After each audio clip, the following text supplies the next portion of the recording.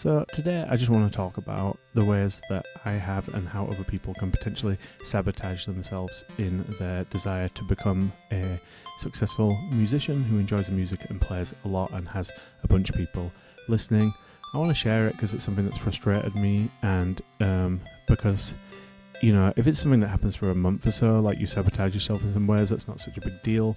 But if you do it over a lifetime, in my case 20 years, these little things culminate and they become a big deal, and you can have a lot of kind of like disappointment and a lot of regrets and stuff like that.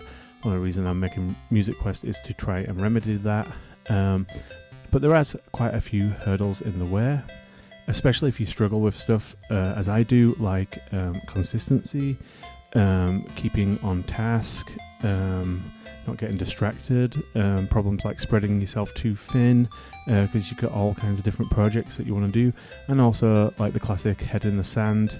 You get a lot of shame or you feel overwhelmed because there's too many kind of like tasks and activities and whatnot that are building up, and suddenly you've kind of overloaded your cognitive capacity, and then you can't get everything done. So yeah, this stuff's all problematic, and if it was just, like I said, from a month or something, this wouldn't be so bad, but yeah, if it culminates, that's not so great. So let's get specific. The first one I thought about was keeping a mailing list. Like, I've had printed out mailing lists for years now, and what tends to happen is I lose them. I can't find them in the drawer, or I think, oh, this gig I won't bother bringing it because it's a certain type of gig, or I'll collect the names and then I won't pick them up afterwards because I'm having a drink, or I think, oh, I'll pick it up tomorrow, or then I get the mailing list back home and I don't actually enter in the details. The next step on this is, of course, you have some names but you don't actually email the people anyway, or you run a mailing list and it kind of tapers off after 5 or 6 months because life overwhelms and then it just doesn't get done. So just to highlight the cumulative effect of that, I've just gone on a calculator and I've said, let's say you had 3 shows in a year. There could be open mics, there could be whatever, and in these 3 shows you took your mailing list and you got 3 people signing up in these 3 shows. That's 9 times, and if you do that for 20 years, you're going to get 180 people on the mailing list that you wouldn't have had before, who would probably like to listen to your music, some of them. But if you don't do it, you have none of that. Now, that's a very small number. Like, if you're doing some big shows, like, I don't know, big, medium big, like 20 people or whatever, you're going to get a few more people than that. And so that's like just a modest add up, but it could go up to thousands of people who could be receiving information about your music who are not, because, yeah, you didn't do it. And that's definitely the case for me.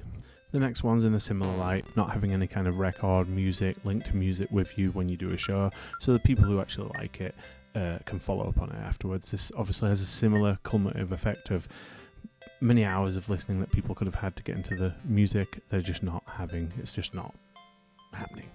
The next little bit tied into that is also talking to people afterwards and being open when they come to speak about the music. I could just quite often like brush people off, like, oh yeah, thanks a lot, but you could keep the conversation going and actually get into talk about the music. What did the person like? Also, do you want to come to my next show? Would you like to get on the mailing list? Whatever. It seems like over promotional, or like you're kind of, what do you call it, like looking out for yourself a bit too much, but I think that not doing it is doing a disservice, and you're there to play music, you're there to share music, so why not just do it? So the next one is not looking after your gear. I'm assuming most musicians like me don't have super much money, so you got to kind of look after your gear to be able to make shows. If you lose your microphone, if you lose your sound card, if you lose your guitar, whatever, you don't have a spare set of strings, you're not going to be able to make music, and it might take you a long time to get back on the wagon. I'm speaking obviously from personal experience. How does this happen? Not cleaning up after a rehearsal, not getting everything in a actual space where you know where it is, not putting things in your gig bag after a gig, saying you'll pick up the guitar the next day and then weeks go by. These are all things I've done. So not just like taking care of gear, having a place for it and sticking to the deals and saying this stuff gets looked after, because this is kind of basically the foundation on being able to play stuff. So yeah, if gear gets busted, if it gets lost, there's just no shows, and it's gonna slowly, your confidence will go down, and you're not gonna play. The next one is not writing to websites that have blogs, and not writing to record labels, not writing out to people in general who might be interested in your music. To sabotage yourself, just don't do it.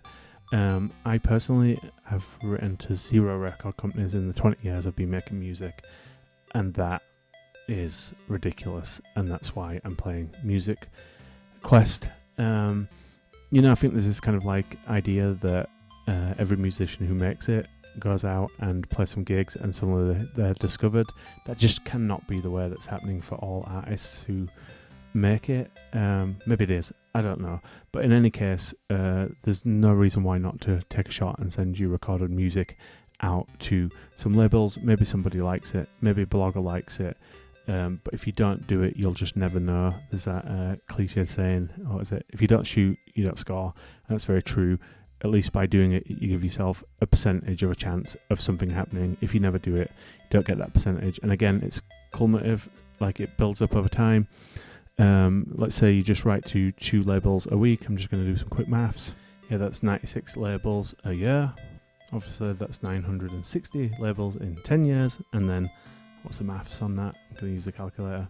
Yeah, in the 20 years that I'm talking about from my perspective, that would have been 1,920 labels written to if I wrote to 3 a week. And how long does that take? I don't know exactly, but come on, somebody's got to bite if you're sending out to that many labels.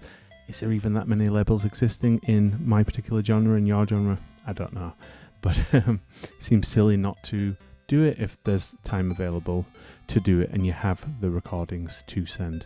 The next one that's slightly related to writing out to record companies is having a website. If you want to, make sure that you don't write to those record companies or don't write to venues or bloggers or whatever, a good way to do that is to feel unprofessional and not have a website that you can send them to see kind of like a catalogue of your music. That's something that I've had trouble getting it done for years. It seems overwhelming. I'm like, why does it need to be there anyway? But people like it. They would like that to be part of the thing you send out, apparently, and just not having it seems a bit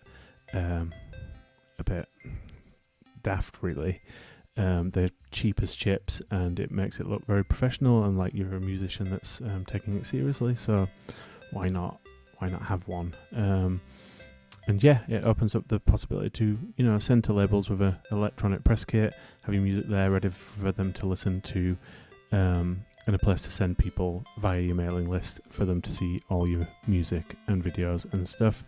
The next one is not setting dedicated time for practice. I, for years, had this kind of motto of, I'm going to play when I feel like it, and I just so happen to play a lot. But then I'd have periods where I was a bit depressed, or very depressed, or lacking confidence, or feeling maybe I wasn't a musician after all, and then practice wouldn't happen for like 3-6 months, sporadically, maybe like playing a couple of tunes here and there.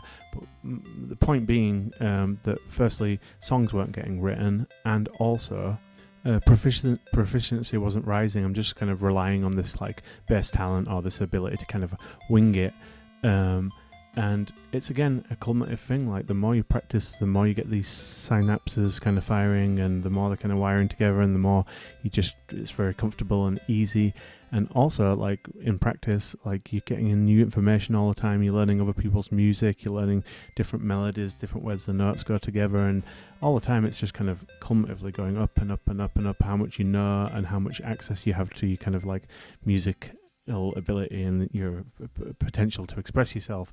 So not doing it is just it's kind of a disservice. I do totally get the argument, why would you play it if you're not feeling like it? But I think it's kind of, for me, a little bit like, I've realized it's about tuning into like what's the big dream, like what's the long-term dream. Is it, if there's this kind of feeling like if you're not doing your best at something over many years, over decades, and it stays there all the time, then actually every time you turn up and you do that practice, or you turn up and you record the tune, or you turn up and you clean up your equipment or whatever, you're kind of doing your future self a really big favour, because you're doing all these cumulative things that are going to add up to giving more chance to be able to enjoy music and share music and get people to appreciate your music. When I'm saying you all the time, talking about myself, and then if someone's listening it relates to, then that's good too, obviously. So just to give a concrete example of that, again, if you learnt one cover song per week, in in 10 years you've learnt 480 cover songs. That's 480 different kind of ideas, kind of different artistical interpretations, where's to go, chord sequences you never would have thought about, melodies you wouldn't have thought about, ways to kind of sing the lyrics, timbres in the voice, all kinds of things that you just would never have been exposed to.